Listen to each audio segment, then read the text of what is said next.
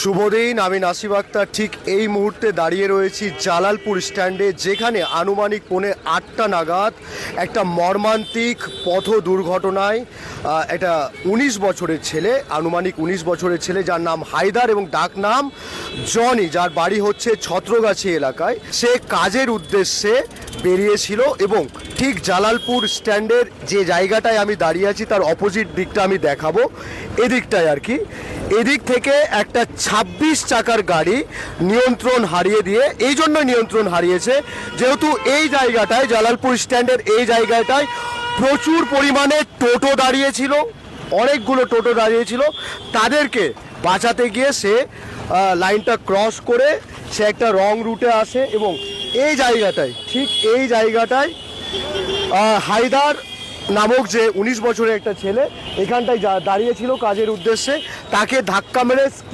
Slip করে গিয়ে এই জায়গাটায়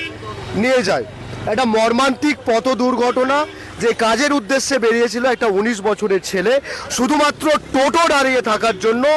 তাদেরকে বাঁচানোর জন্য আর একটা বাইক আরোহীকে বাঁচানোর জন্য এদিকটায় গাড়িটা রং রুটে আসে। রাজস্থানের গাড়ি ছিল, 26 চাকা, এই জায়গাটায় পড়ে আছে। এই জায়গাগুলোতে আমরা দেখাবো যে এখনও সে একটা বাচ্চা ছেলে, 19 বছরের ছেলে, তার রক্তাক্ত চর্বি, মাংস এবং হাড়ের অনেক কিছুর প্রমাণ এখানটায় আছে যে কতটা স্পিডে গেছে, যে এই জায়গাগুলোতে গিয়ে এখানটায় আঘাত করেছে। একটা মর্মান্তিক কাণ্ড। ইভেন এমনও দেখা গেছে যে ও টিফিন বাক্স, যে কাজ করছিল আর কি, কাজ করতে যাচ্ছিল সাইকেলে করে, সাইকেল দুমড়ে মুচড়ে গেছে, এই যে টিফিন বাক্স এখনো ঝুলছে। তো আপনাদের কাছে একটাই অনুরোধ, মালদা জেলা ট্রাফিক পুলিশ, কালিয়াচক থানার ট্রাফিক পুলিশের তরফ থেকে, যে সাবধানে রাস্তা পারাপার করুন, ট্রাফিক নিয়ম মেনে রাস্তা পারাপার করুন এবং রাস্তার ধারে যে সমস্ত টোটোগুলো দাঁড়িয়ে থাকে তাদেরকে কড়া সতর্ক বার্তা দিয়েছেন যেন এনএচের মাঝখানে টোটো দাঁড়িয়ে, যদিও টোটো দাঁড় করানো বা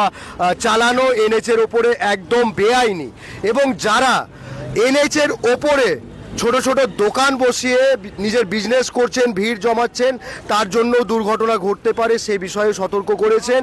মালদা জেলা ট্রাফিক পুলিশ এবং কালিয়াচক থানার ট্রাফিক পুলিশ। তৎপরতার সঙ্গে প্রত্যক্ষদর্শীরা কি দেখেছেন সেটা আপনাদেরকে আমি শোনাবো, তবে সব সময় সতর্ক থাকুন, সাবধানে থাকুন। গাড়ি আসছিল ওইখান থেকে, ওই সাইডে, রং সাইডে,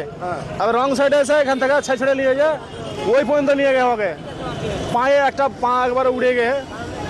কিছু কিছু এমন অবস্থায় যে রক্তাক্ত হয়ে গেছে। ড্রাইভার সাঁতরাগাছি ছিল, সাঁতরাগাছি মানে ওই